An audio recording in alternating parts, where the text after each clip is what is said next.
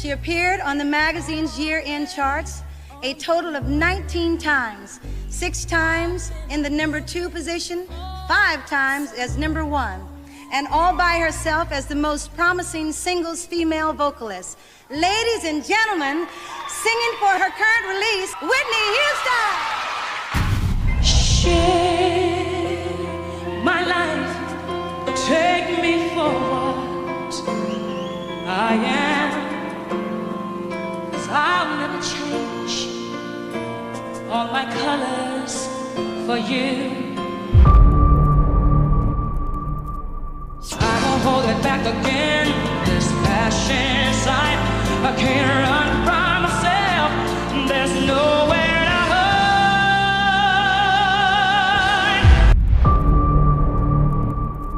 I have nothing, nothing, nothing.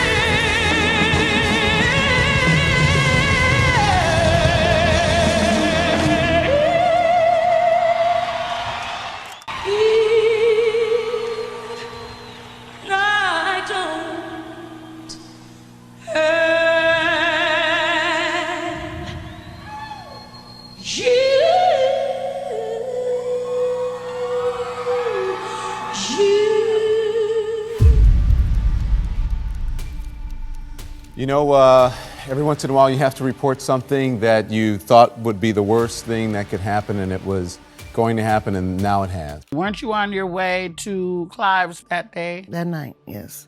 I'd missed her. She'd been in town for a week, and I'd missed her because I'd been on the road.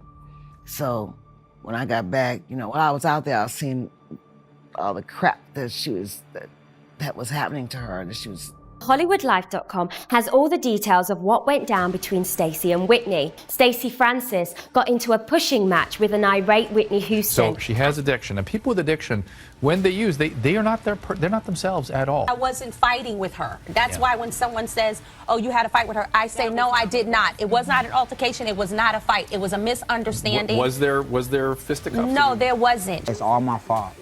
What? Yeah. It's all my fault. All of that happened?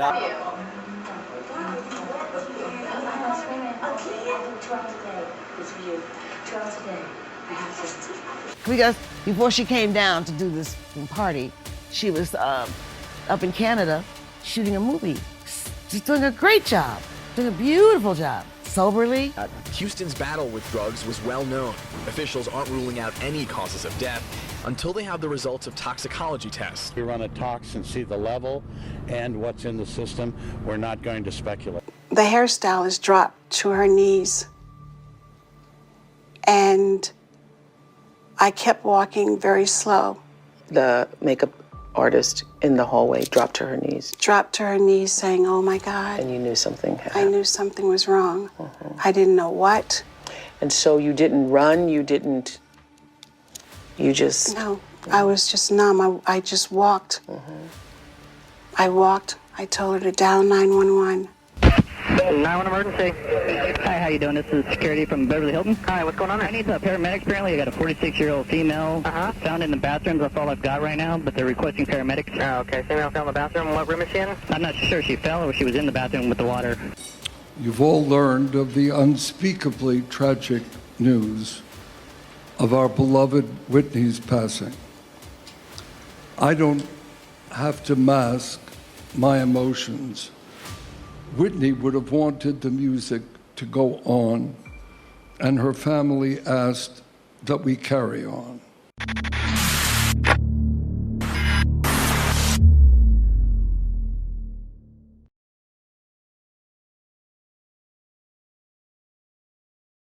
Hey loves, hope all is well. Welcome back. Today I am super excited to share this collaboration with June's Journey. Between editing videos, researching cases, and just trying to be compressed after a long day, I found this game being a part of my wind down routine. And it's a hidden object mystery game set in the 1920s. The visuals are stunning, and the storyline actually pulls you in like you're solving a mystery one scene at a time. You play as June Parker, uncovering secrets tied to her family while spotting hidden clues in these beautifully designed scenes. It's one of those games that keeps your attention without feeling overwhelming. I love that it's not just one thing over and over, but you're also building and decorating your own island as you go. And there are always special events happening, so there's usually something new to work toward. For me, this game fits perfectly into those little breaks where I want to relax but still feel engaged. It's way better than mindlessly scrolling, and it actually helps me reset, which I didn't expect to enjoy so much. And if you want to try it for yourself, all you have to do is click in the description box or that QR code right here to try it for free today. It's available on iOS, Android, and PC, so you can play however you want. Make sure you download June's Journey through the link below or scan the QR code. Let me know in the comments if you start playing today and what your island looks like. Again, thanks so much for sponsoring today's video. Now, let's get back to the story.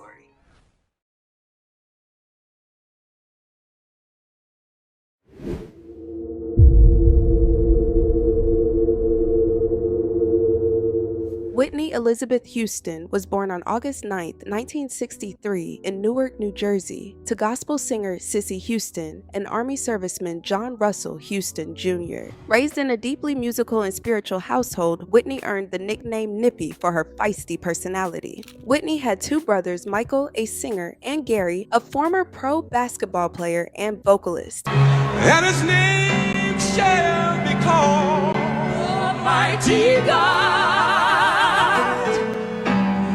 The everlasting Father, Prince of Peace, you are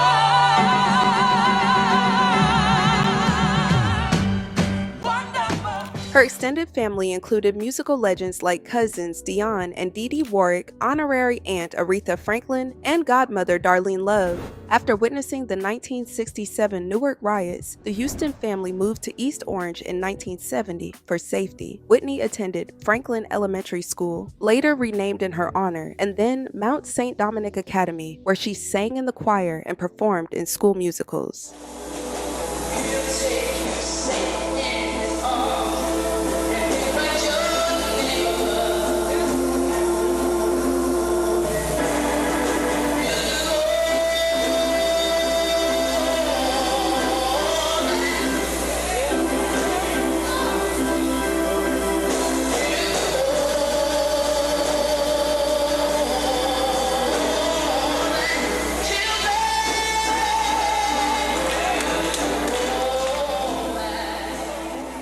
She showed early talent in singing and piano, nurtured by her mother who sang backup for legends. Cissy was deeply admired for her powerful voice. Legendary artists like Luther Vandross considered her his sweet inspiration.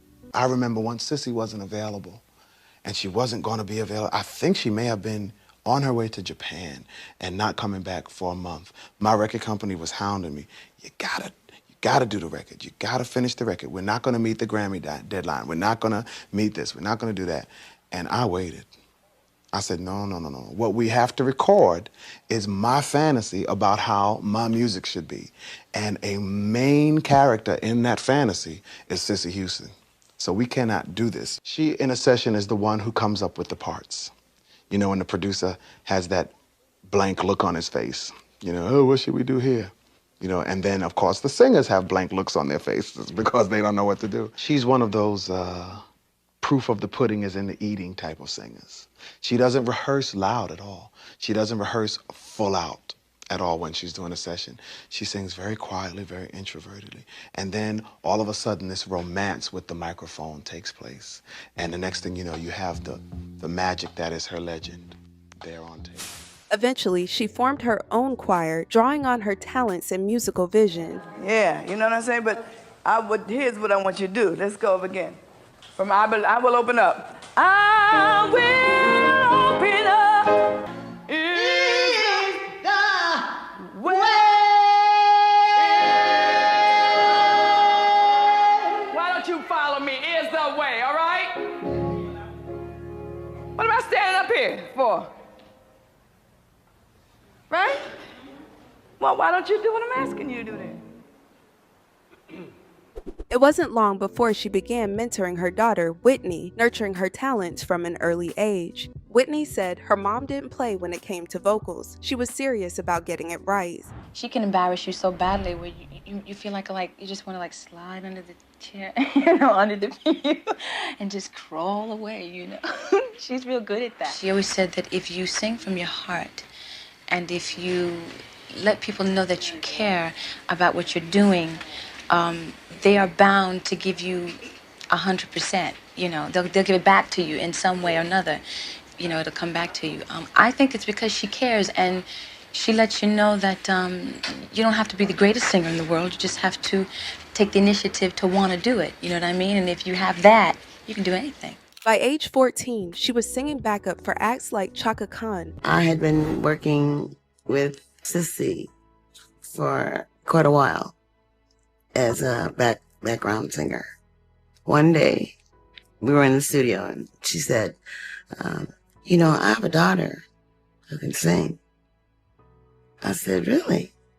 I said, how old is she? She said, 11, 12. I said, well, bring her on in. Bring her in. I want to hear her sing. And she was amazing. Just amazing. As well as the Michael Zager Band. I was producing an album with Cissy, and the night before a background session, one of the background singers canceled. So I asked Cissy who she wanted to get, and she said, I'm going to bring my daughter in. I said, you mean, we used to call Whitney Nippy. That was her nickname. And she was 14 years old. I said, are you sure you want to bring in a 14-year-old? She said, don't worry about it.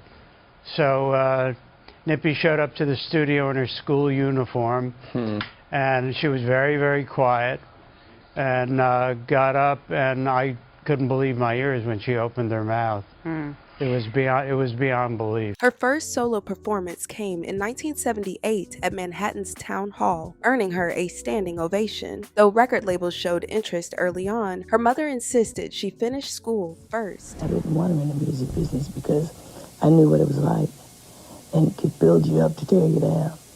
You said it was a very lonely place. It is a lonely place. It's a lonely place to be in. You're misunderstood, you're misjudged, all kinds of things. I just told her that if that was what she wanted to do, then she had to learn how to do it properly. When you see a child, in pain just through her eyes, or just the look on her face, and I'm ready to kill the world at that point, but you can't always do that. You have to piece it out, and I pray a lot.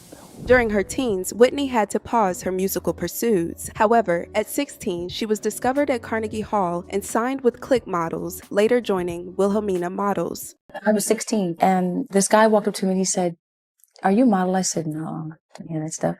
He said, well, you should be. He said, there's a modeling agency upstairs. And I thought, well, hey, if I can do it, I'll do it. And I made some great money. Whitney broke ground as one of the first Black women on 17's cover and appeared in top magazines, commercials, and TV cameos.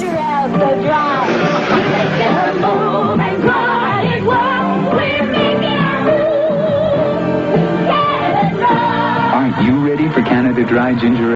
But eventually she got bored with modeling. After graduating in 1981, Whitney was finally free to pursue music full-time. I knew exactly what I wanted to do. As a matter of fact, I informed my mother that I wasn't going to college, that I wanted to become a singer. And she said, oh, isn't that nice? Her breakthrough came in 1983 when Clive Davis, head of Arista Records, saw her perform in Manhattan and was captivated by her voice, believing she'd become one of the greatest of her generation. That moment launched a legendary career that transformed pop for decades.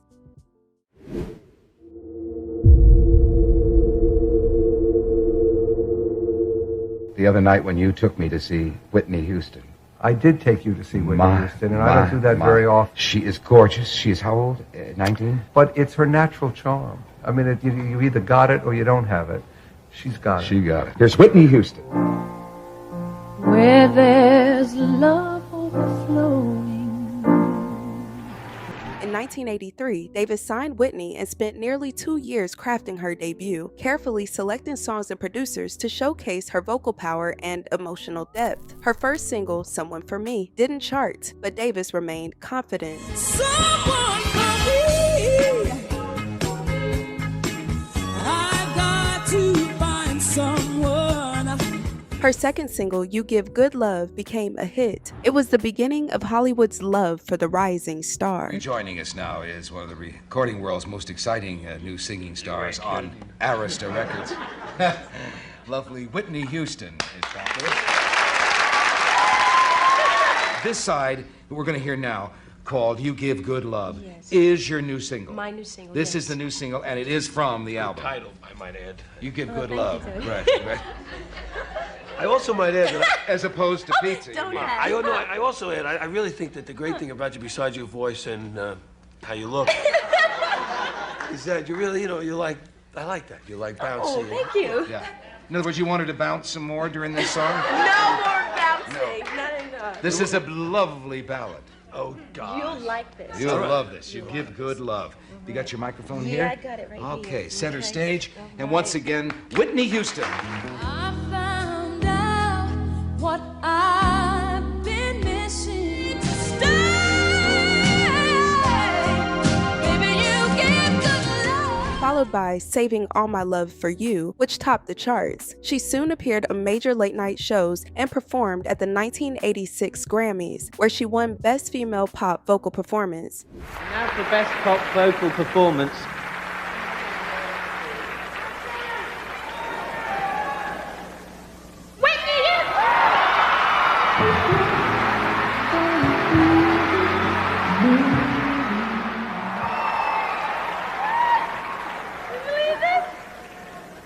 Oh my goodness. Well, first I must give thanks to God who makes it all possible for me. Yeah. To my mommy and daddy, the two most important people in my life. My managers, Gene, Seymour, and Steve, I love you. Sheila and Danny, hi. Oh, to Arista, everybody at Arista. Oh, Donnie Einer, Rick Basiglia, Melanie Rogers, Lynn Volkman. Oh, just everybody. Clive, you are the best. You are the best. Oh, my goodness. Dion, I love you. I love you. Oh, and thank you. God bless you. Thank you. Her follow-up album, Whitney, debuted at #1, making her the first female artist to do so. Whitney produced 7 consecutive #1 hits, breaking records once held by the Beatles. Clive called me and said, "You've got 7 consecutive #1 songs." First of all, I didn't want to even do Broken Hearts. I hated the song. I didn't want to sing it. And he actually literally told me that, you're going to sing the song because this song is your #1 song. It's your 7th song. And I really didn't get the 7th song. I was like, yeah, well, okay. I did the song, I put my heart into it. I found some meaning in it that I could relate to. And I recorded it, and Clive called me and said, "I told you that this is your 7th consecutive #1 song." Now, like I said, I didn't realize what the significance of that was before when he explained it to me, that I had actually surpassed Elvis and the Beatles, and I was the only woman to do that. That's history. Yeah. Behind the scenes, Whitney's life was complex. Her closest confidant, Robyn Crawford, was both a childhood friend and emotional anchor. As Whitney's fame rose, so did the pressure to maintain a polished image. In Robyn's memoir, she recalls smoking marijuana with Whitney during their first summer together and learning that Whitney had tried cocaine at 14 with her brothers. Both struggled with drug use early on. Whitney often said, "Cocaine can't go where we're going," though neither was ready to quit. Their families disapproved of the relationship. Robyn's mother disliked Whitney, while Whitney's mother disapproved of Robyn. When Robyn's behavior changed, her mother discovered she was using drugs, and Robyn said it was with Whitney, leading her mother to blame Whitney. Cissy, meanwhile, was concerned about the age gap. Whitney was 16 and in high school, while Robyn was 19 and in college, as well as Robyn's influence, including introducing Whitney to gay clubs and pursuing a romantic relationship with her daughter. In 1987, Whitney formed a close friendship with gospel singer Cissy Winans after meeting her at an awards show. Bonding over faith and gospel music, Whitney often stayed at Cissy's home for refuge from industry pressures. Cissy became a steady source of spiritual support and prayer during Whitney's struggles. Cissy Winans was her escape. That was her, I could be natural, I could be me. And we used to get on a plane and go to Tennessee. And she'd go to Cissy's house and I stay in the local hotel. And they would spend special time together. And I say special time because every time she'd been with Cissy, when she came back, she was different. She was more relaxed. She'd had more of what it does inside her to make her feel good. So Cissy poured into her. Oh my God. She and Cissy were like sisters. You realize it was I think it was the Winans' oldest brother who married her. Yep. And Cissy was a bridesmaid and Bobby Christina's godmother.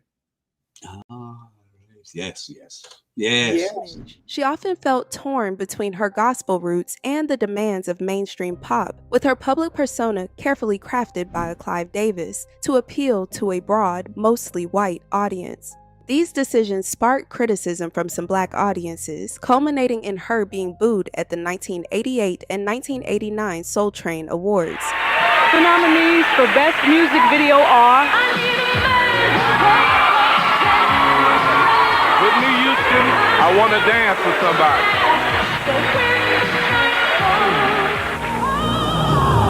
Where the Broken Hearts Go, Whitney Houston. Whitney openly discussed how deeply hurt she was by the incident during her interview on the Arsenio Hall show. Can I ask you one serious question? Something that always... How serious is it? Well, it's not about your personal life. It's about a little professional thing that always bothers me. Oh, really? What is the deal in the past when you've had the friction at the Soul Train Awards? Where does that come from? For those of you who don't know... They booed me at Soul Train Awards. Yeah, and I'm not exactly sure. You know, you can't ask a whole crowd, excuse me, was there a meeting that I missed? What was that about? Yeah, I want to say that and some other things, but I don't really know what it's about, but I think that I've got a lot of flack, you know, about I sing too white, or I sing, you know, I sing white or something like that, you know. So I think that maybe that's where it comes from. I don't know. You know, I haven't had the time to ask why I get booed at the Soul Train Awards, but I grew up on Soul Train just like every other black kid. Wait, first of all, you sang the way God planned for you to sing. That's number one. Number that's number one. Thank you.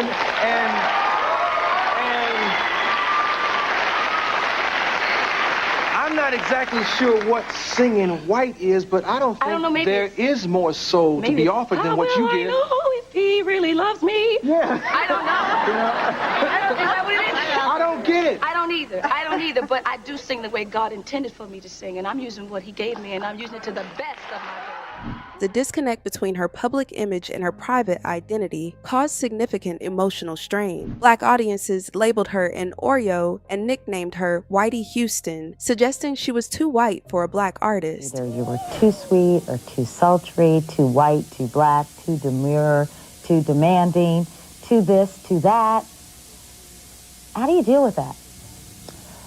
My mother told me, she said, nobody has the right to put any expectation over your head. If you get into it, then you will disappoint yourself mostly. And that hurts worse. She said, above all, to thine own self be true. You deal with it like that, and you give them the best you can, and Whitney, call it a day. Why have people booed you in the past? Did they not think you were black enough or something? Sometimes it gets down to that, you know, you're not black enough for them, you know. I don't know, you're not R&B enough. You're very pop. The white audience have taken you away from them. Whitney appeared to be trying to please everyone around her, especially Clive Davis, her management team, family, friends, and fans. Sadly, the pressure became overwhelming. Also, Whitney's FBI files revealed 3 investigations began in 1988, including an extortion attempt by a woman she trusted and obsessive fan letters flagged as potentially dangerous. I was threatened, and there was a letter sent to me. And, you know, the guy threatened me and said that he would take me out, you know. I thought about it for a second. I thought, well, maybe I shouldn't go on, you know. But then there's 19,000 people waiting for me, you know. And I'm saying, well, how can I let one person do this to me, take what I love to do and take away what people, you know, come to hear, what they love to see. How can I allow that to happen, you know? So I said, well, listen, if somebody's gonna take me out, they're gonna take me out, you know, and they're not gonna tell me they're gonna take me out, they're just gonna come up and shoot me or, you know, or whatever, you know. So I went on anyway, you know, nothing happened, you know, nothing, no signs of anything. But it's a scary situation. As Whitney faced mounting pressures, her drug use intensified. She was introduced to substances by her brother Michael and initially used them recreationally. In an interview with Oprah, Whitney revealed that her addiction deepened as a way to cope with the emotional toll of fame.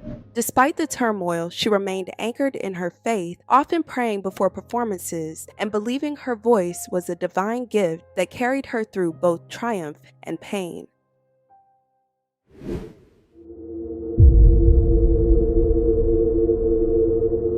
Whitney's voice was a force of nature. She had already made history as the first artist to achieve 7 consecutive #1 hits. Even her version of the Star-Spangled Banner at Super Bowl 25 became a charting single. But singing wasn't the only talent she had mastered. Her acting debut came in 1992 with The Bodyguard. Well, you don't look like a bodyguard. This is my disguise.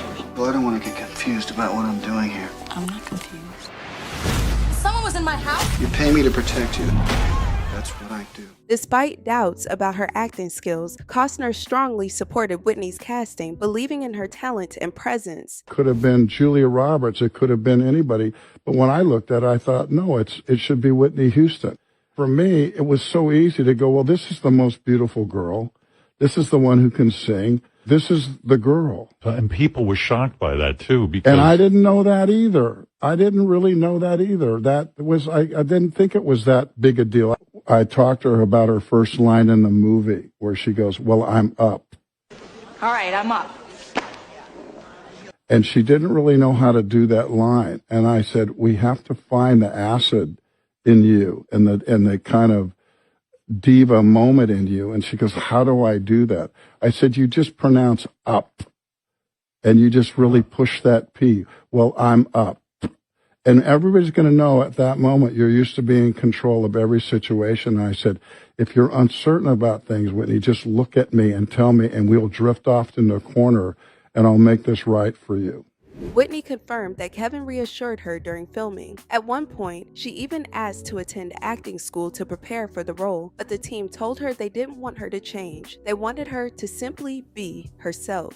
As far as the movie goes, was Kevin good to you since he was an old pro and you were the rookie? Yes, he was. He was very good to me. He was very kind. He was part of the reason why I decided to do, a major part of the reason why I decided to do The Bodyguard. You know, I was a little hesitant at first. I was a little apprehensive about doing such a major role, my first role, you know. I never expected to have that kind of role, you know. So when I talked to Kevin, I told him my concerns, and he said, don't worry. He said, I will be there with you. He said, believe me, you're going to be a natural at it. He said, I just know it. I've been watching you, and I know that you're going to be just great in this film. And I was going, well, how do you know this? You know, he said, because you're what this film needs. You know, you're. He said, you're an incredible singer. You know, you haven't done a film. This is going to be your first film. It's a kicker. You know, it's a good opening for you to start with. You know, so he kind of convinced me that this was something that I really should do. The film was a box office hit, and Whitney played a key role in shaping its soundtrack. We were on a mission searching for songs for The Bodyguard. What would be the song that is going to make this movie tie together? Kevin and I, of course, went through. You know, Kevin's a music lover, so he knows all the old songs, new songs. You know, he loves it.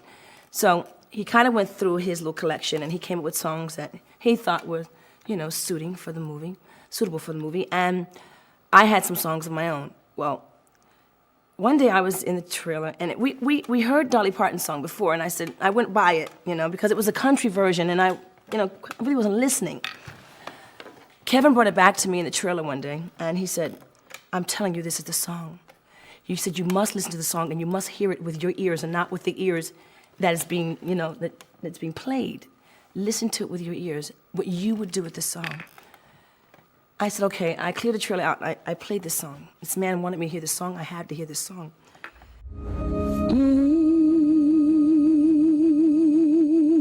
If I should stay,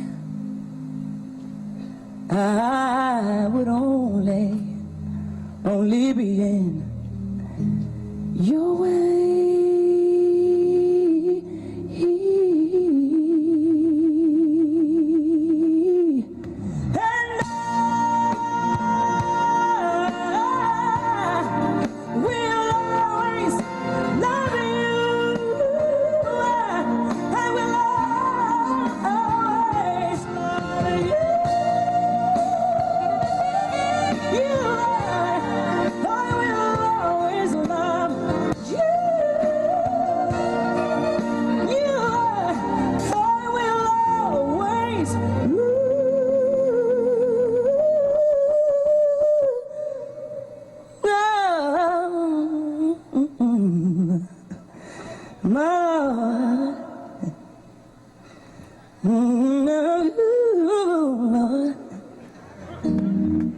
Always love you.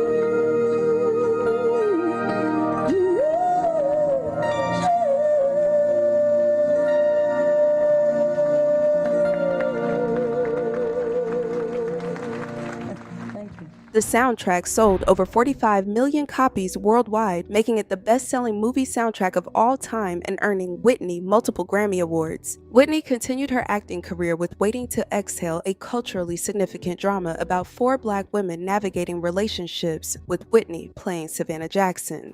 Year is almost over. What do you want to do tonight? Make tonight beautiful. But for these 4 friends, I hope he's not watching me walk away. the best is yet to come. He's watching. Waiting to Exhale starts tomorrow. Now, this is the first film you've done after The Bodyguard. Why this film? Other scripts came to me, but I thought, this one I like. This one I'm familiar with in terms of being an African-American woman and knowing these ladies and what relationships can do, you know, what men can do to women, what women can do to men, you know, that kind of thing. And I just thought it was very important at this point in time to have 4 African-American women in one film together. I was the most scared because I'm a rookie at this.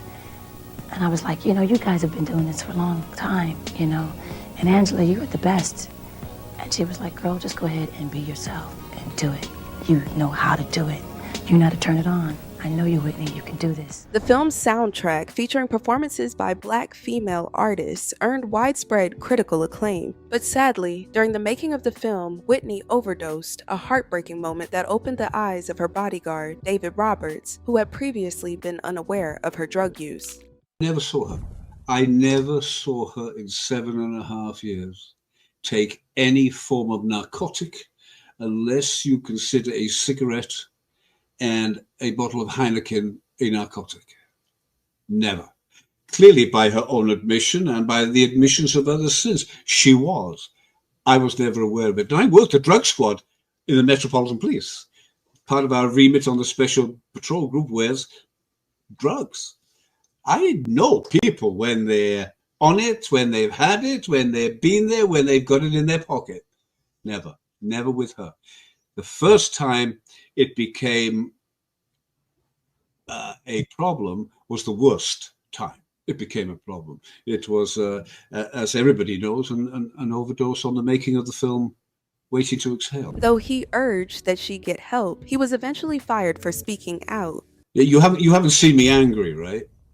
No. I'm not a nice person when I'm angry. I was angry. I was angry. To a degree, and until writing this book, I've harbored that anger because I could have done more, perhaps, and the people that I consulted and expected and confided in, expecting to do more, certainly they could have and should have done more. And as I've always said, I can protect you against most eventualities. Perhaps a sniper's bullet and a bomb is a little bit more difficult, but I cannot protect people against themselves. And that's what I think what was left with Whitney. But yes, the infrastructure, the support mechanism, the individuals involved in the entire process at every level could and should have done something. The arguments, as you know from the book, I said something must be done. Oh, no. We can't put her in rehabilitation. It'll destroy her career.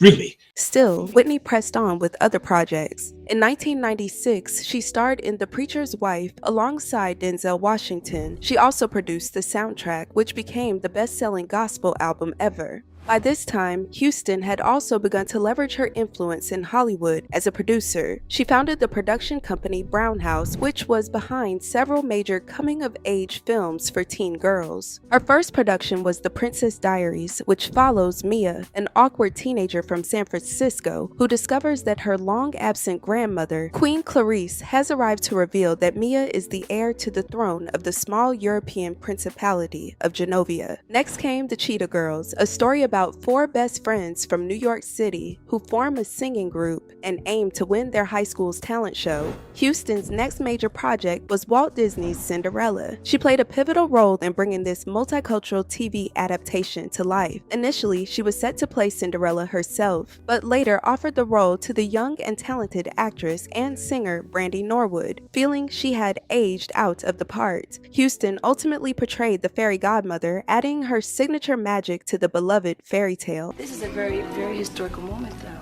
For me, I'm standing next to you. I'm the fairy godmother, and that's kind of cool. Isn't that cool? I mean, yeah. I mean, you're the perfect Cinderella, and I'm your fairy godmother. Impossible. This is the note. Impossible. Why are you down there? Impossible. Impossible. Impossible. Impossible. In 1998, Whitney returned to music with My Love Is Your Love, her first non-soundtrack studio album in 8 years. The album was praised for its maturity and innovation, selling over 10 million copies worldwide and earning multi-platinum status. And the Lord asked me what I did with my life. I will say I spent it with you. It features several hits, including It's Not Right, But It's Okay, which won her final Grammy Award.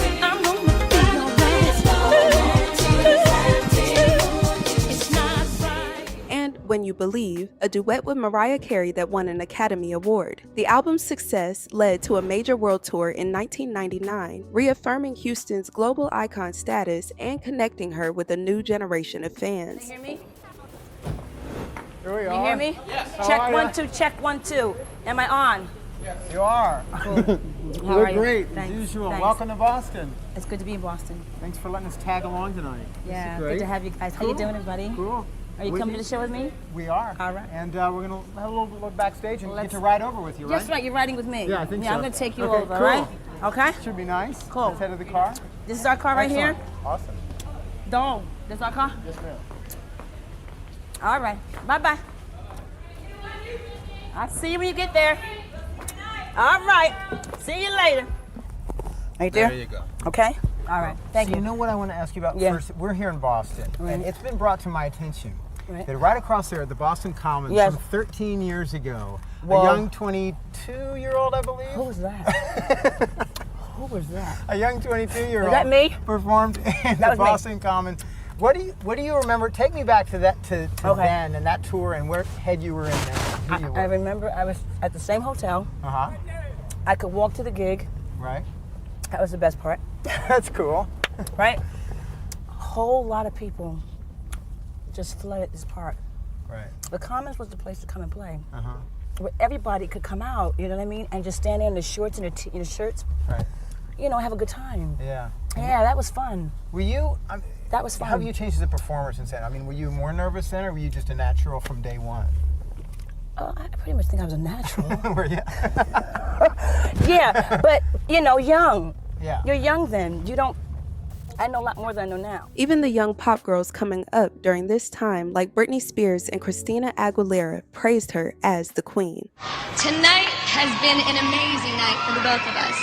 Yes, it has. Getting to perform on stage at Radio City Meeting Janet Jackson? Eminem. Anyway. Well, the one thing that would make this night complete for us on a personal level is to bring out a singer who needs no introduction at all. And we don't even need to say her name. Just listen to her voice.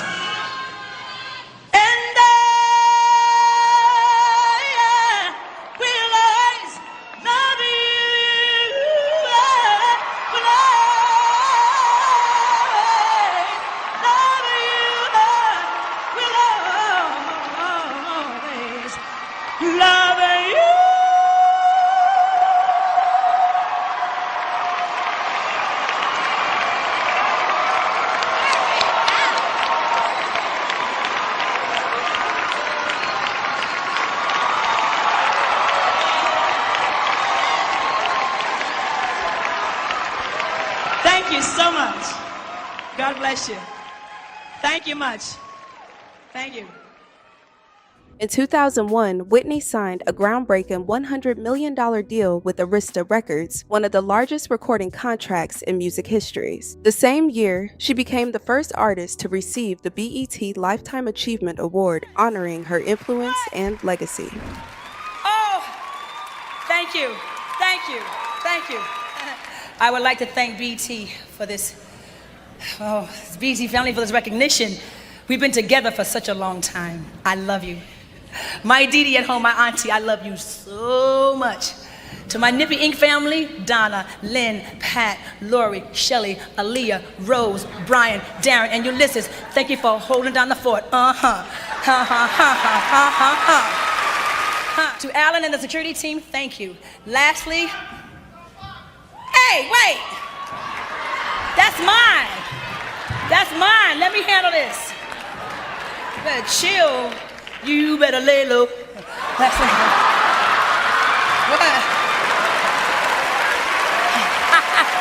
To my mother, Cissy Houston. Mommy, you're one of the greatest singers I know. What can I say? Thank you. All I can say is thank you. I love you with all my heart. To my daddy who's watching from his sickbed, I wish you were here. But I know you're here because you're in my heart. What else can I say but thank you, and I love you so much. To my pillars of strength, my brothers, Big G and Spikey, oh, how I love you, and I'm so glad I have you. Whitney received an advance of $25 million. It was a career-defining moment, but soon after, her father's company, John Huston Entertainment, sued her for $100 million, claiming they helped secure the deal. But no one knew what was going on behind the scenes. Though she denied her father's involvement, he appeared on television from his hospital bed, urging her to pay. I'm tired of being in a neglected state. Well, that money is not mine. 7 points is mine. And that's what she was supposed to give me. I told her what I wanted, and she agreed to it. Okay, Dad, that is my youngest child and my only daughter. You act together, honey. And you pay me the money that you owe me. If you do that, you haven't got a lawsuit. The betrayal hit Whitney hard. She later admitted that stress caused her to stop eating, and she knew her frail appearance at Michael Jackson's 30th anniversary concert raised public concern. It may be a bad shot, but this is real. I mean, the bones. That's real. Yeah, my bones, yeah. I'm 5'7" and thin. I can understand what you mean. But that's not just thin. No, what is it? Diane, tell me. Do you know? It's scary thin. I can believe what you feel. I can believe that. But do you really know? Do you really know? No, you know. Thank you. Anorexia. No way. They've written it. No way. Bulimia. No way. That it's because of drugs. No.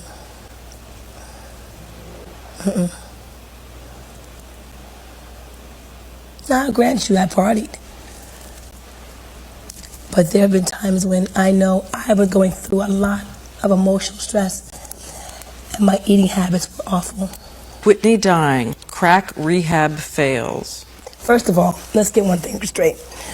Crack is cheap. I make too much money to ever smoke crack. Let's get that straight, okay? We don't do crack. We don't do that. Crack is whack. The lawsuit was dismissed after his death in 2003, following a reconciliation. Sadly, this period marked the beginning of a decline, and personal struggles began to overshadow her talent.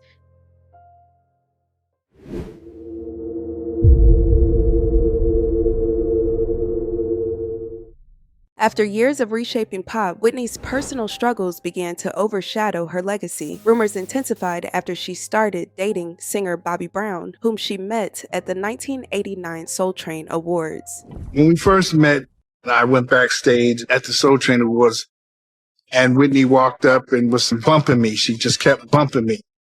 And I turned around and I said, "You know you keep bumping me." And she said, "I know." And from there, it was just like love at first sight.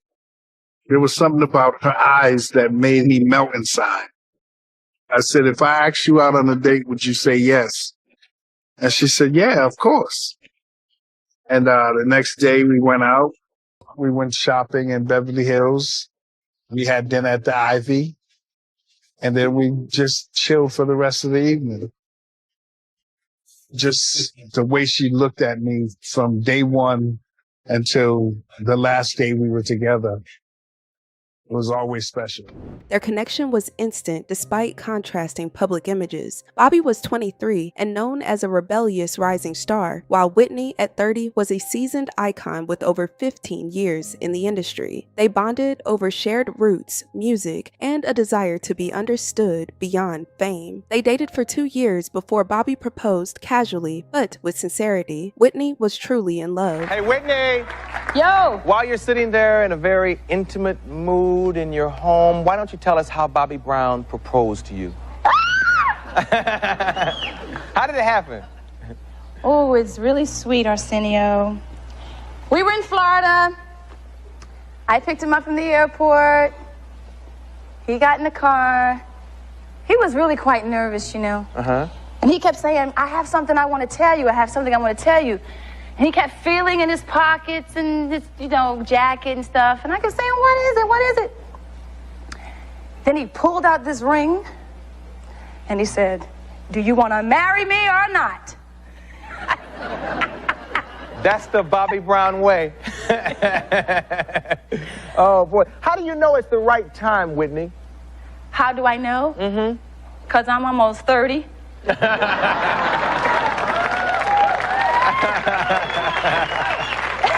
Whitney, you were supposed to answer with something sensitive about Bobby, and it's not the right time, it's the right man, Arsenio. Oh, well, then you should have asked me that, how I know it's the right man. Okay, yeah. Oh, okay. Okay. Because the time means I'm almost 30 and that clock is ticking.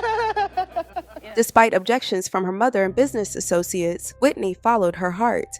Whitney did what Whitney wanted to do, they said. On July 18, 1992, the couple married in a deeply emotional private ceremony surrounded by loved ones.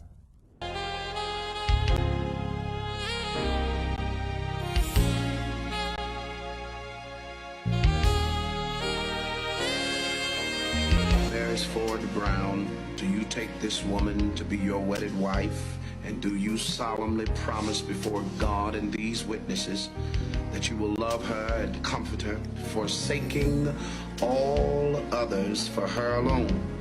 I do. To love and to cherish. With this ring I thee wed. I now pronounce you husband and wife.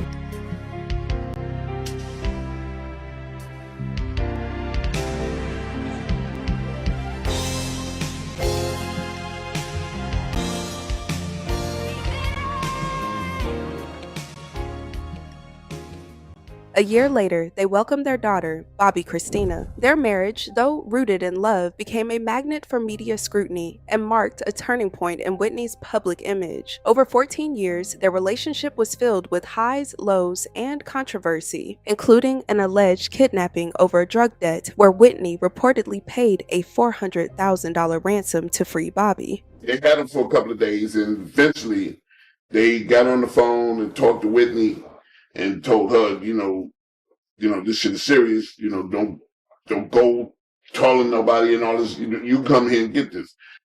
And she came to the Bronx by herself in a cab with a big pair of glasses and a wig with $400,000 in the bag to come get that mother. She walked up into the apartment, threw the fucking money on the floor, and said, "Where the fuck is Bobby?" Damn. And here it is, you got gangsters sitting there with guns in their hands. You know what I'm saying? Threw the money on the floor, went in the room, untied this motherfucker, like, "Where the fuck is his clothes at?" And come on, this crying and shit. You know. Yeah. But I guess it wasn't his prerogative, huh? Yeah. But she was gangster. She was gangster. It's crazy. She didn't have no type of like fear in her. She went straight in there. Yeah. She came to get that money. Yeah. She really loved him. She loved that. Though never confirmed, the story reflects how far she went to protect him. At the time, her career was soaring while his was declining, adding strain to their bond. Bobby later described their relationship as passionate but turbulent, expressing regret over the impact it had over Whitney and their daughter. Whitney's marriage to Bobby strained her relationships, including with Robyn, her longtime friend and assistant. Throughout Whitney's career, she consistently expressed that she was not gay, although she deeply loved and shared a meaningful bond with Robyn. In terms of tabloid stuff and speculation, rumors and stuff that you've dealt with over the years, that you would say, of course I want to perform at a gay pride event. Why not? Sure. It's their pride that they're celebrating. I'm just there to entertain. Right. You know, I'm proud of being a mother and a wife and a daughter and a sister and a lover and a friend. You know, and I'm sure they're all those things too. Sure. You know, in their own lives. And their own lives. And we're all God's children. I know what I am, and gay I am not. Right. You know, so therefore, performing is my thing. That's what I do. I entertain. I try to make people happy. You know. Robyn said Whitney made it clear early on that they could only be friends, but she wanted Robyn by her side throughout her career. You said she gave you a Bible. And said, "Hey, we can't. We can't." This is early in her career, yes, before the first album. I wasn't sad about it. I mean, we always knew. I mean, this was the 80s. And you either were this or that. Neither one of us spoke in terms of labels. We felt a friendship, a deep, connected friendship, which was important to her on the journey she was going. I remember her telling her father that it was important for me to be with her now, so when she got where she was going, she knew that I was there for her. It was early in our friendship when she said that she did not feel we should be physical any longer because it would only make our path more difficult. That if folks found out about it, that they would use it against us. And we had this term, you don't give fuel for the fire. And also, she was a very spiritual person. Whitney she had a deep love and dedication to Christ. And I write in the book where she often spent more time talking to Jesus than she did to me. Yes. And I mean that privately. She knew where to go for her strength. I never asked her what you were feeling. I did ask her who she was talking to one day, because it's like like we're conversing right now. But she had a deep conviction, admiration, and love for Christ and her gift. She always said that her gift and the way she touched people was the gift that she was blessed with. So she had a strong conviction, and she asked me to love her. If you love me unconditionally. And she was worth it. So I strived for that. In her memoir, she shared that watching Whitney's relationships was challenging. While Robyn felt protective, others, like Whitney's bodyguard, saw her as possessive, which led to tension with people close to Whitney, including Bobby. Robyn was very protective of Whitney, but more than protective, she was possessive of her.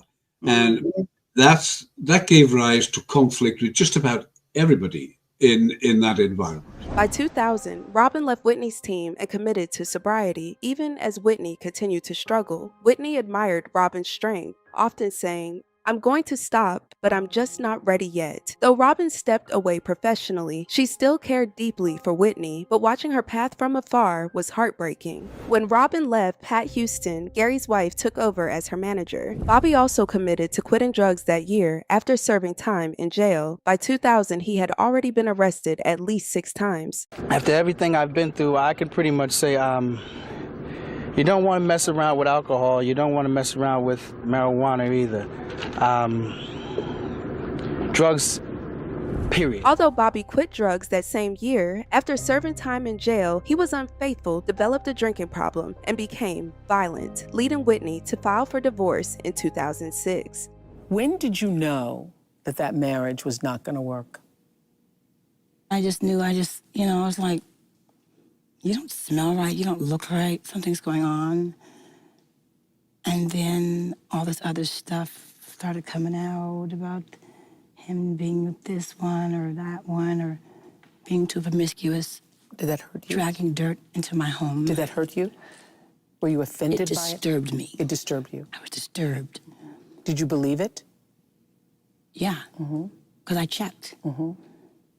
I checked. I didn't look for it, but I checked. You checked. So the fact that he would be out with other women and would bring that into your with home? my credit card, absolutely. Yeah. I had a problem with that. Yeah. Pretty much, yeah. Pretty much. So you knew it was over, but you were still defending against it. Yeah, but I started moving furniture out the house. I was, little by little, starting to take pieces of myself out of the home. And I even asked him to leave. And he said, no, you leave. I said, it's my house. Why would you say me leave? No, you leave. I'm not going anywhere. I'm staying here. And you're not going anywhere either. I said, well, I'm afraid it's at that point. Then he slapped me. But he was on probation for traffic violations. And he forgotten. And forgotten that you can't slap somebody. you can't slap somebody on your probation. Okay, that means you're in violation then. Okay, so it went to domestic violence court, and I just could not see me putting him in jail. So were you always appearing and making those court appearances because you felt you had to stand by your man? I'm his wife. You know what I get now that I didn't get then as just a observer in the world, and you're seeing another court appearance by Bobby Brown and another court appearance, and now it's drunk driving, now it's one thing after another. I was like, why are you putting up with that? But what I now get is that you took those vows seriously. Very. Oprah, to my heart. Yeah, that's what I now get. To my heart. That you were trying to be the good wife. God put together, let no man put asunder. Yeah, I get and that. a man shall cleave to his wife, and they shall become one flesh. I took those very seriously. Very seriously. Holy matrimony was a very serious thing for me. Because that's how I was raised. But you were determined that you were going to... I was going to keep my vow. Going to keep your vows. Oh, yeah. You're going to keep your vows. I never cheated. I never did none of that stuff. The only thing I did cheat with was when it was just like, I just did the drugs. After the divorce, Whitney had $10 million in assets and over $4 million in debt. She hadn't recouped her advance and faced eviction from her $8.2 million home.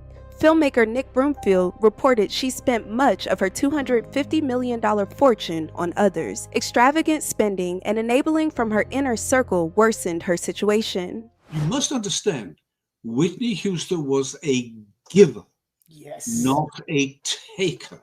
She would give everybody everything of herself. Everybody. She took nothing from anybody. So I'd been on the road and I'd seen it happen tour after. Oh, yeah, the one band member's getting married to another. What have you? And Whitney paid for it all. Whitney paid. So now people would wait until they were on tour before they got married, and Whitney would pay for it all. I said, you know what? I can't do that. When I first we toured the Far East in 1988.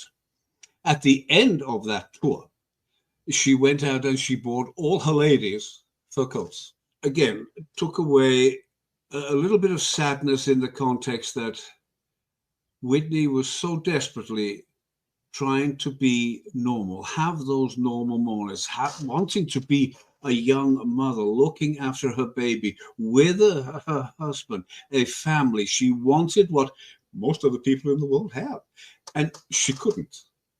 Because the people around her said, no, you've got to go here, you've got to do this, you've got to do that. There is no alternative. You are obligated by contract to do this, to do that. We want 10 more albums. She had just $40,000 in cash and just $225,000 in stocks at the time of her divorce. To recover, she leaned back into her music career. Whitney also entered rehab, determined to better herself, not just for her own sake, but for Bobby Christina. In 2009, she made a bold comeback with I Look to You, which hit #1. When my strength seems to be gone, when it seems to be gone, in him I could be strong. Hey, I look. Though commercially successful, critics noted her voice was raspier and less powerful, but she pressed on. Her 2010 Nothing But Love World Tour aimed to reintroduce her to global audiences. But vocal issues and canceled shows led to disappointment and relapse. Those close to her believed unresolved trauma and emotional isolation fueled her ongoing struggles. In 2011, Whitney entered rehab again. This time, she wanted to stay longer. She was hopeful, but felt the pressure to return to work. That year, Whitney took on the role of Emma Anderson in the film Sparkle. Yeah, y'all like that, huh? Make you want to dance. Get it, mama. Mom gonna get it. And you will too. Keep dancing like that, you bring home some kids you can't feed. And served as executive producer, calling it a continuation of her legacy, not a comeback. But less than a year later, the world lost her far too soon.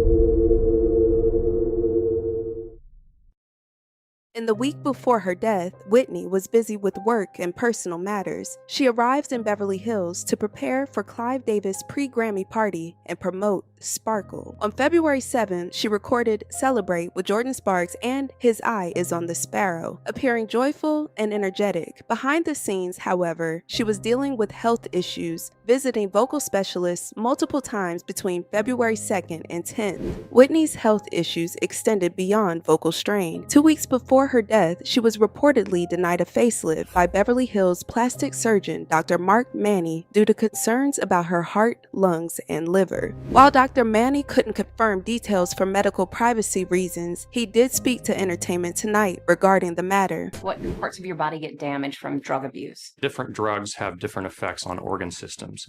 Alcohol affects the liver, and they may have a problem with bleeding because of that. Drugs like cocaine will cause cardiac complications. So that can cause a situation where a patient would have a heart attack under anesthesia. Just cigarette smoking also can be a contraindication up front to certain types of surgery. But, the main issue is the patient's fitness for general anesthesia. It's important to note that Whitney was reportedly drug-free that week due to ongoing health exams and medical appointments, which was supposed to continue even after the Grammys. In the midst of it all, that week Whitney was staying at the iconic Beverly Hilton Hotel located at the corner of Wilshire and Santa Monica Boulevards. Opened in 1955, the hotel has long been a symbol of Hollywood glamour. Whitney checked into the hotel under the alias Elizabeth Collins, joined by her daughter and a few close team members. Her assistant, Mary Jones, handled logistics, while hairstylist Tiffany Dixon prepped her for Clive Davis' pre-Grammy party. Security was provided by 2 bodyguards, including Ray Watson, Pat Houston's brother. Ray J, her on-again, off-again partner since her divorce, was also in town and linked to her public appearances. Friend Raffles Dawson, known for using aliases to infiltrate celebrity circles, also spent time with her in the days before her death. Whitney stayed in room 434, a modest presidential junior suite. Whitney was seen almost every day throughout the Beverly Hilton. One moment in particular was caught on film after returning from the pool with her daughter.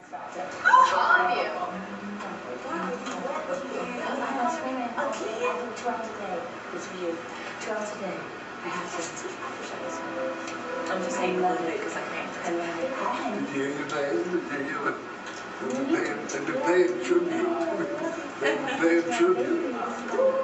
It's my dad. It's my dad. I'll see you later. I'll see you later. Mom, come see her. Come say hi to Come say hi to your godfather. Come say hi to your goddad. On the morning of February 9th, Whitney made a surprise appearance during an E! News interview and quietly handed Brandy a note. In phases, Brandy describes Whitney's appearance that day as loving and warm, yet clearly weighed down by the intensity of public scrutiny surrounding her. That night, at True Nightclub, Whitney performed Jesus Loves Me with Kelly Price receiving a standing ovation. Thursday was the Whitney that I knew. Thursday was the Whitney that I knew. She was happy. She was celebrating. She was joyful. And she was there for me. She was there for me. She literally, she got to my party before I got there. You know, it's no secret that I say it's a big mouth. I have a big voice. And it can be overpowering sometimes. There were literally times when I would hold back and she would see that and she would cuss me out for dear life and tell me, don't hold back. God gave you that gift and it needs to be heard. And I told the audience that she made her way to the stage as I explained to the audience what a big sister does for a younger sister. She advised me on how to not let this business eat away at me, because it will. It'll eat away at your soul. It will eat away at your soul. She could have picked any song in the world to sing walking up on that stage. She sang, Yes, Jesus Loves Me. Oh my God, y'all, put your hands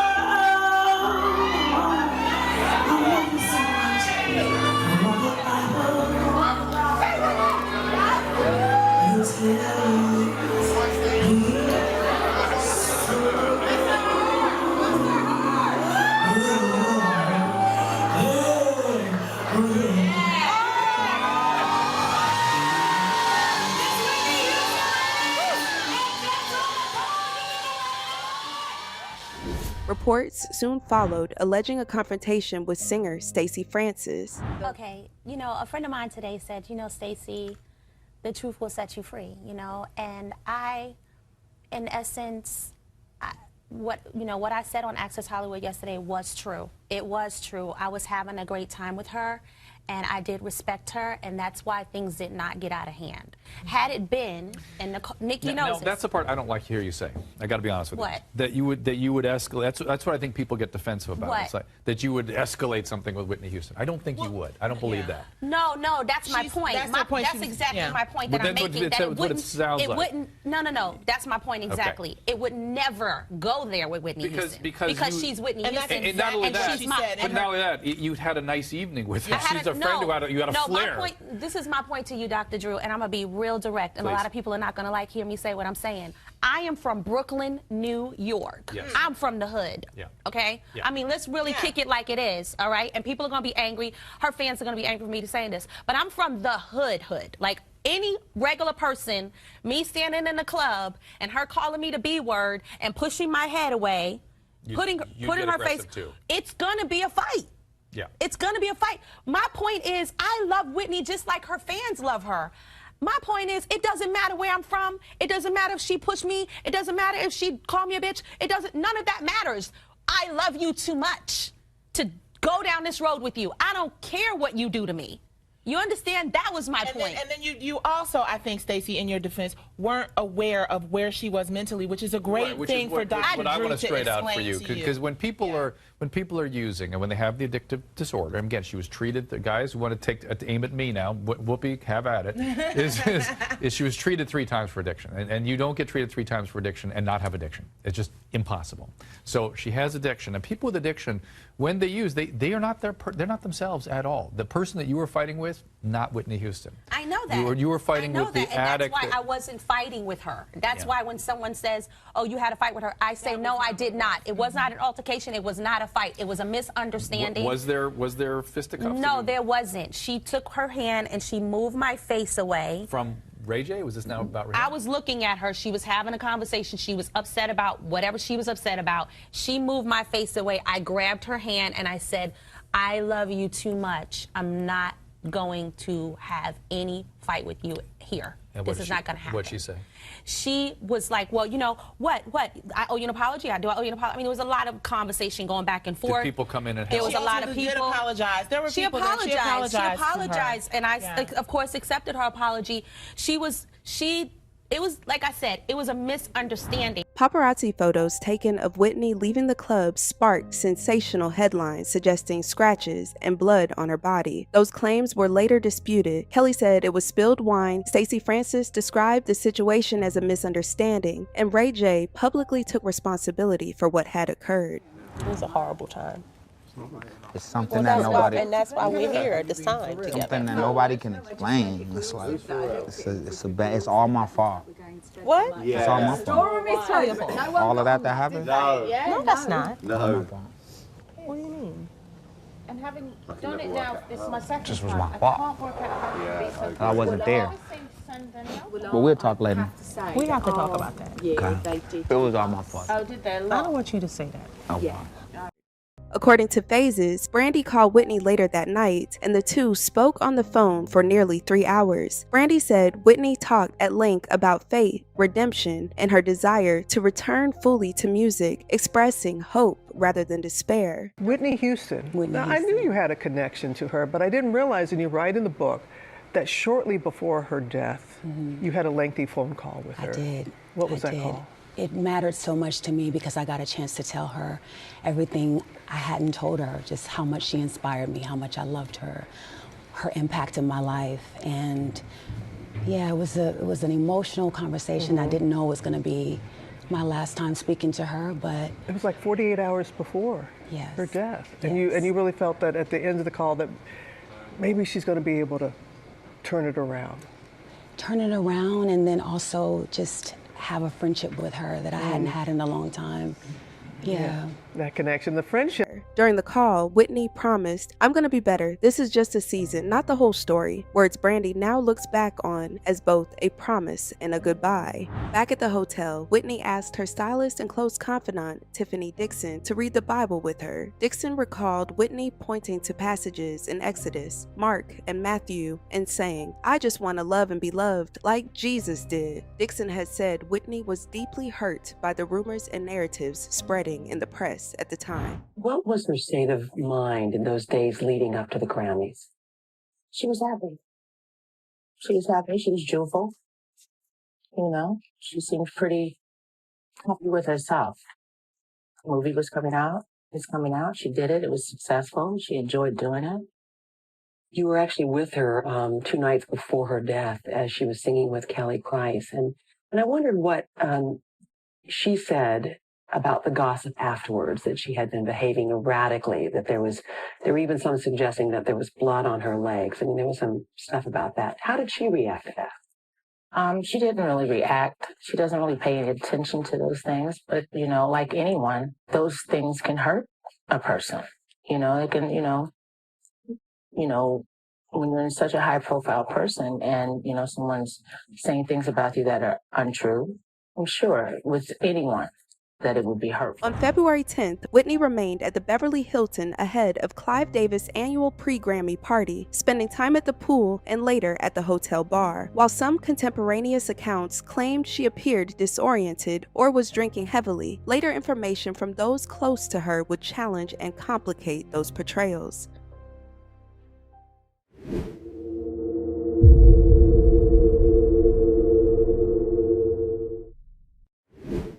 On the day of Clive's party, Whitney's assistant, Mary Jones, left the Beverly Hilton to pick up a package at Neiman Marcus. She last saw Whitney alive around 3 p.m. She spent much of the day alone, having breakfast and speaking with her cousin Dion and her mother, calls that showed no signs of distress. Around 2 p.m., Kim Burrell also left a voicemail in which Whitney sounded upbeat and excited. Can you tell us what happened? It was a usual day. You know, it was the Clive's Grammy party that Saturday night. Just her having lunch. She had lunch at the hotel? She had lunch at the hotel upstairs. Were you in the same hotel? In the same hotel, you know. Just down the hall?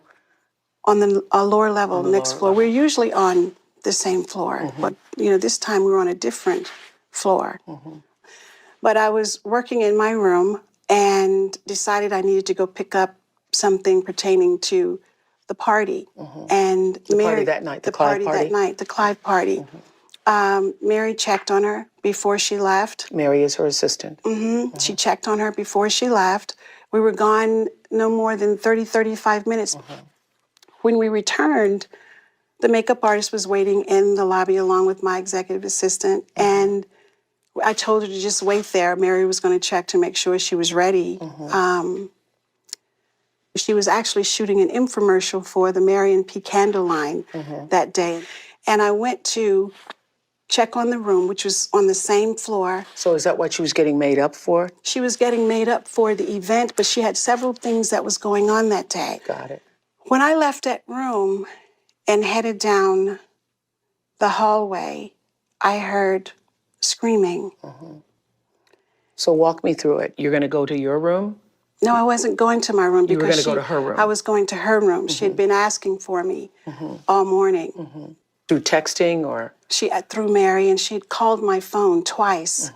So I was headed to her room to see if she was okay, you know, because she hadn't seen my face. Usually I go up and I see her, and that was one day that I didn't. And after leaving the room where everything was set up for the infomercial, I headed down the hallway. To her room? To her room.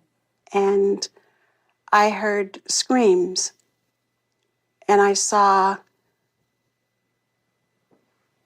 the hairstylist drop to her knees. And I kept walking very slow. A woman opened her door and said, "Is everything all right?" I said, "Dial 911." And I just kept walking. I didn't run. And you didn't even know what you were dialing 911 for? I had no idea. But you could see the makeup artist in the hallway drop to her knees. Dropped to her knees saying, "Oh my God." And you knew something had I happened. knew something was wrong. I didn't know what. And so you didn't run, you just... No, I was just numb. I just walked. I walked. I told her to dial 911.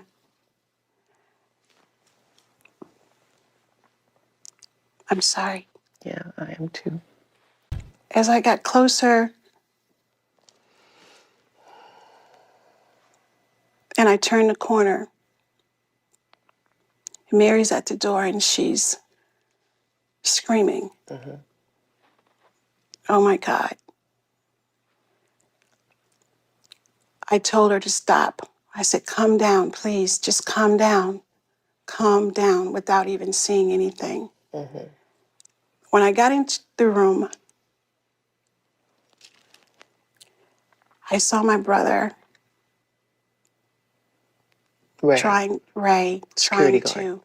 Security Ray, my brother trying to revive her to the point of exhaustion. And I called his name. I said, "Ray." Paramedics was coming in at that point. I said, "Ray, let it go." They asked him to move. He was on his knees. He said, "I tried." He was so out of breath. I felt so badly for him. So badly for him. At about 3:35 p.m., Jones returned to the suite where Whitney's bodyguard, Ray Watson, was stationed in the hallway. Inside, the bedroom carpet was soaked. When she entered the bathroom, she found Whitney face down in the tub, unresponsive. The bath contained 12 to 13 inches of water, along with a towel, rubbing alcohol, and a pitcher. Jones and the bodyguard pulled her from the tub and called for help. 911 emergency. Hi, how you doing? This is security from Beverly Hilton. Hi, what's going on there? I need paramedics. Apparently, I got a 46-year-old female found in the bathrooms. That's all I've got right now, but they're requesting paramedics. Oh, okay. Female fell in the bathroom. What room is she in? I'm not sure. She fell or she was in the bathroom with the water. 434, I'm sorry. That's room 434? Yes. Okay, and there's not east, west, or anything else? It's room 434? Yeah. Okay, and you don't know if she is conscious of breathing at all? Apparently she wasn't breathing, and she's 46-year-old. She was not breathing? Yes. Okay, but she is breathing now? I don't know.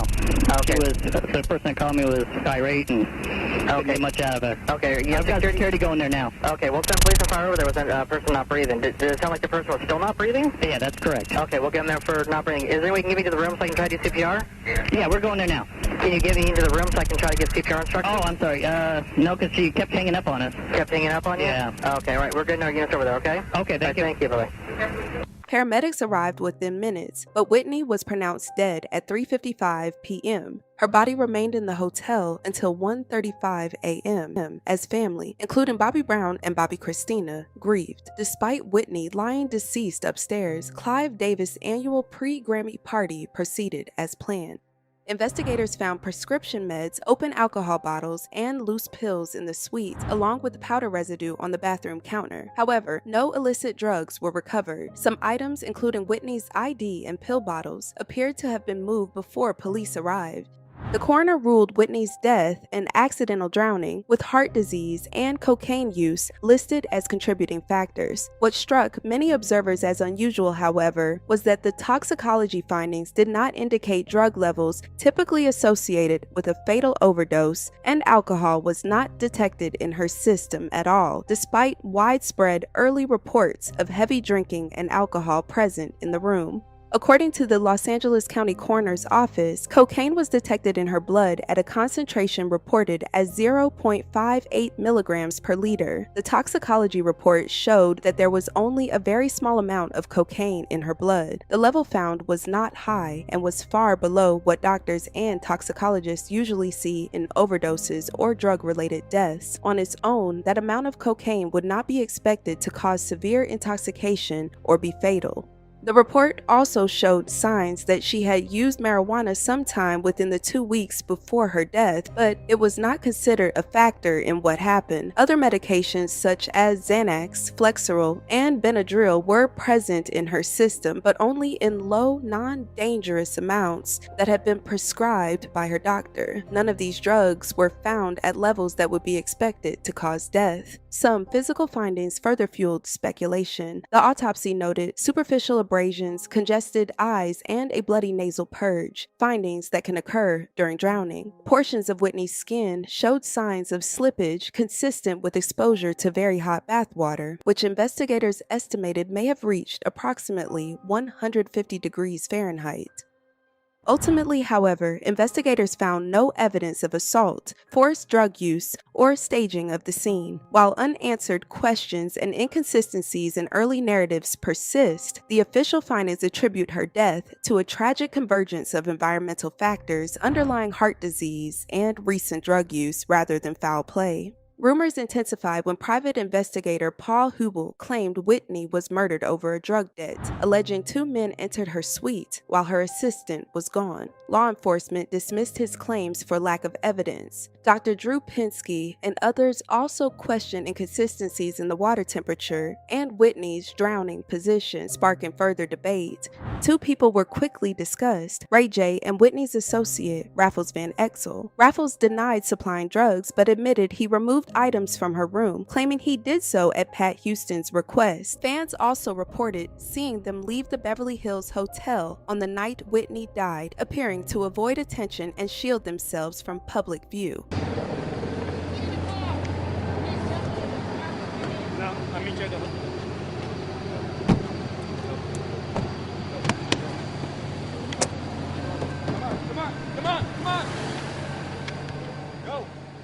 He later traveled with the family to the funeral and was suspected, though never charged, of taking the infamous casket photos sold to the National Enquirer. Raffles, a Dutch man, has a controversial reputation. Some Dutch celebrities have publicly said they don't trust him and have alleged he took the photo. Ja, ik weet het niet. Ik vertrouw hem niet echt, weet je. Ik bedoel, ook het feit dat hij dus een foto van Whitney genomen heeft toen ze in de casket lag, ja, dat doen een vriend. Raffles Van Exel has been linked to several other celebrity controversies over the years, including Michael Jackson and O.J. Simpson, and was involved in estate dealings surrounding Prince's half-brother Alfred Jackson shortly before his sudden death. Despite the lingering theories, Whitney is remembered foremost for her unmatched voice and legacy. Her final film, Sparkle, featuring her last recorded song, His Eye is on the Sparrow, became a poignant farewell to one of music's greatest icons. The first song I sang in church was a song called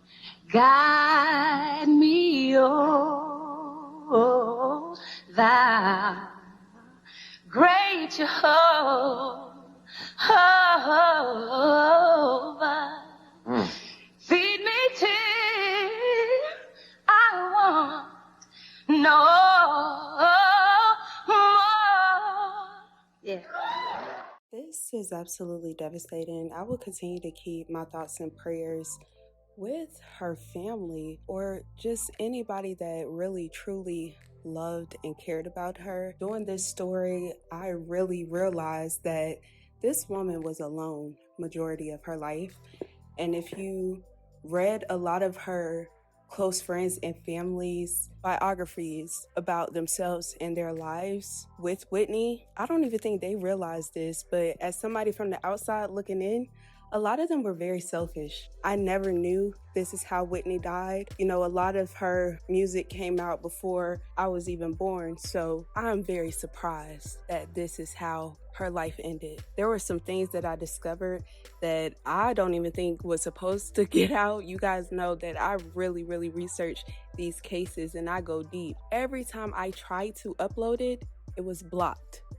And I'm not talking about just demonetized as far as, you know, me getting paid for the video, but blocked as far as you can't see it in any country. But something in this story is just not right to me. If you really read up on her last few weeks alive, one thing I feel like no one listened to was the wants that she really had and desired.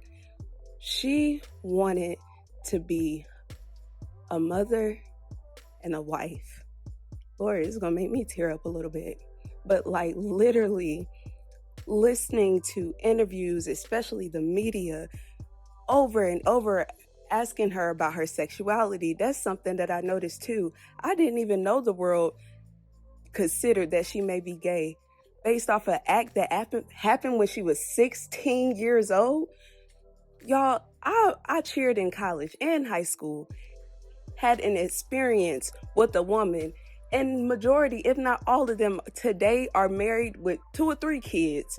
The young lady, because I read Robyn's book too, and I'm not trying to, I'm an outsider and I'm looking in, but this is just me after really reading everybody, even down to Brandy and Phases, everything. It just seemed like everybody used her for their better good. And I feel like this is a woman that told people directly what it was. She didn't sugarcoat anything, but people failed to listen. And that's what hurts me about her story. Like, it really hurt me, especially her last days, because it don't make sense.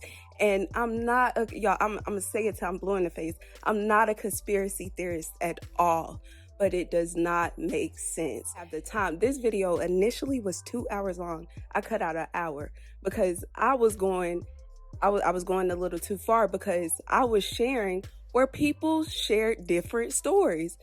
The only person that had the same story about what happened that night was Kelly Price. From that night to this day, she's the only person. And then on top of that, her fans, let me just add that, her fans literally said Whitney was belligerent inside the hotel. She was drunk, she was this, she was that, bop, bop, bop. Her toxicology report showed that she had no alcohol in her system. None. So the beer bottles that was all scattered throughout the room, the alcohol that was all throughout the room, when you just look at the pictures and you don't go deep and look into the actual reports, you would think that she was partying hard and blah, blah, blah. Why would she get into piping hot water like that? Why was her body face down? Why was she face down in the tub? Was she attacked? And another thing, you had a man that admitted that her manager told him to go in there and take things out of the room. What? They pulled her from the crime scene. They put her in the middle of the floor. She was up there for hours. Like, the story is just sad. And you know, I know this year there's so many cases going to trial, like as far as Tupac and stuff, but I agree with the bodyguards that there is something in her case that's just not right. Like, it just does not make sense. And, you know, I don't want to be that person to sound crazy or anything like that, but it's just reading this stuff makes sense. And maybe I'm reading it wrong. I could be, you know, but it's just, it does not add up. And everybody that talked to her that day just said that she was having a good day. She was getting ready for the party. And then this happened. I'm praying for those who really, truly love her. And I don't know, I just pray for peace. And when it comes to these artists in this industry, y'all, please watch yourself, because I don't know what it is. I don't do a lot of content when it comes to celebrity women, and I don't know why it is, but they just banned it. Even Kim Porter, I had a dream about her holding a rose, and it just made me want to record her story, and they blocked that. Like, I'm sure it's still love, but they blocked it all the way. And it's like that with a lot of my content. So I don't know what's that about, but I do want to thank the sponsor of today's video, despite controversy, and they cared enough to still want to collaborate, because there are brands today that they have clauses that you can't talk about this, you can't talk about that. So I do appreciate that, because these stories are very heavy, and I think it should be a conversation. You all, let me know your thoughts and your opinions down below. I thank you all so much for watching, and I love you all dearly. And with that being said, please don't forget to check on your loved ones. Again, thank you so much to June's Journey for sponsoring this video. Don't forget to scan the QR code or visit the link to download it for free.